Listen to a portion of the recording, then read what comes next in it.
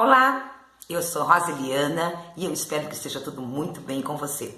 Você está no canal Rosolística e a minha pergunta para você hoje é: por que eu não consigo ter um bom relacionamento?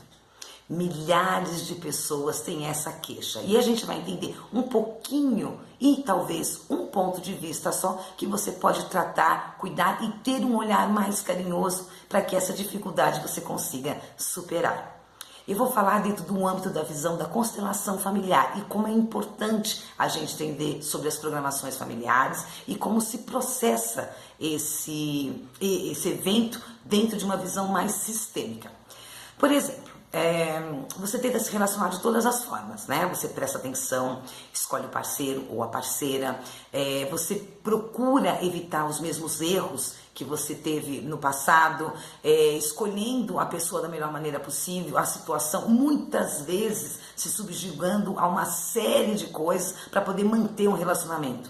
Quantas pessoas passam a vida inteira sofrendo ali, agarrada naquilo, e aquilo já não tem mais nada a ver com ela, ou nunca teve nada a ver com ela, e ela não para prestar atenção o que é que acontece dentro de um processo mais profundo. E isso acontece com muitas e muitas e muitas pessoas.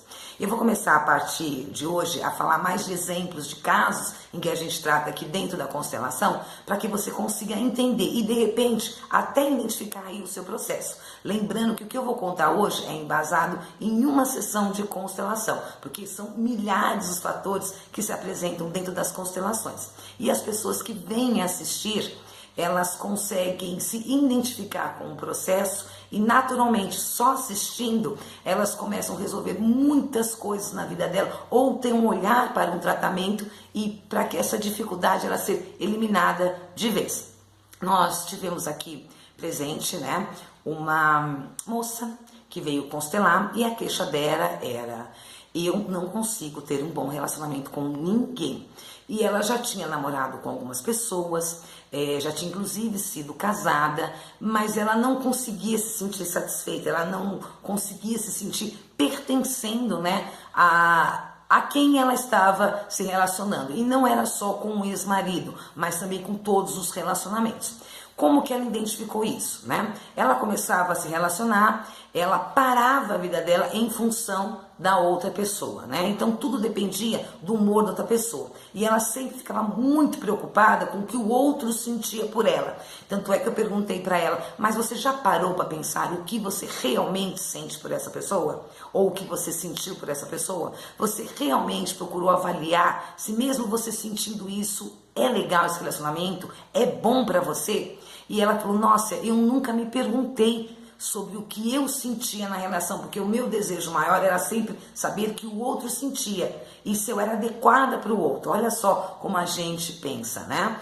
Não tem nada errado em você querer ser amada, desejada, desejado, né? Não tem nada errado em você querer saber o que o outro sente por você, mas muitas vezes a gente está tão preocupado com o olhar de ser aprovado pelo outro, de ser querido, coisas, carências que às vezes a gente traz, né, lá da infância, às vezes até mesmo dentro do útero da mamãe, e você tem essa expectativa grande e você precisa ser aprovado, precisa ser amado, precisa pertencer, né, a algum lugar ou alguma coisa que você sente que faz uma falta, né? E ela não tinha nunca percebido isso, nunca tinha se questionado sobre isso. Mesmo os relacionamentos sendo destrutivos, ruins, no qual ela investiu uma energia imensa, né? Se dispunha ali de todos os sentidos para satisfazer a pessoa, para ser feliz, para poder a coisa dar certo, e muitas vezes fazia até o limite do limite, e mesmo assim ela era rejeitada, ela era traída, ela não era considerada e não havia um equilíbrio na retribuição, né, de tudo que ela sentia e de tudo que ela fazia.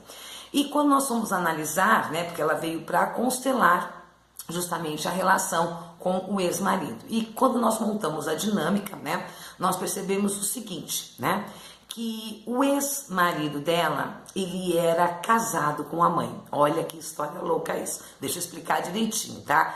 Como é o processo. Lembrando que, além das constelações, a gente consegue identificar através do subconsciente. São coisas que estão tão lá no fundinho, que você nem percebe que existe e não percebe esse emaranhado familiar e as conexões que você faz. Bom, aí dentro da constelação, eu fui perguntando para ela e ela foi foi me ajudando a montar todo o contexto da dinâmica, né?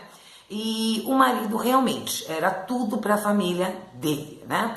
Se alguém precisava de um apartamento, ele comprava para a família dele. E ela mesmo não tinha a própria casa.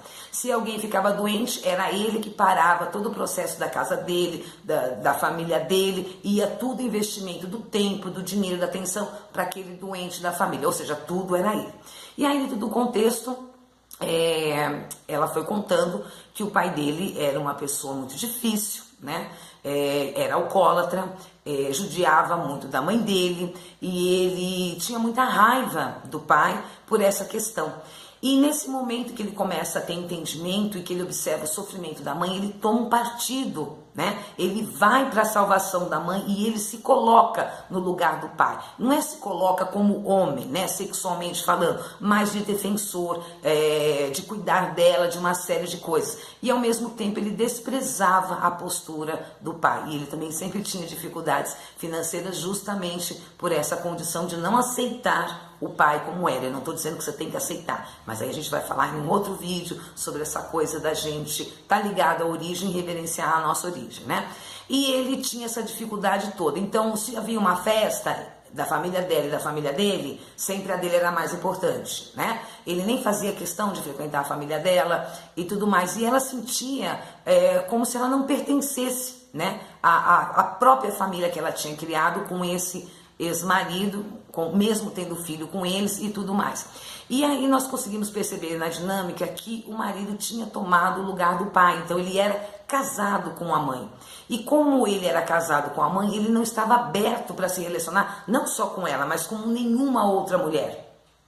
Então, enquanto ele mantinha essa fidelidade com a mãe, não tinha como ele enxergar ela e não tinha como ele colocar ela pertencendo à família. E a família também não ajudava, né? Então ela sempre foi uma agregada. Ela nunca teve valor porque ele não dava esse valor para ela. Lógico, isso contaminava pelas veias e pelas ramificações dentro do sistema, né? Da dinâmica do sistema familiar. A falta de respeito com ela, a falta de consideração com ela, né? Então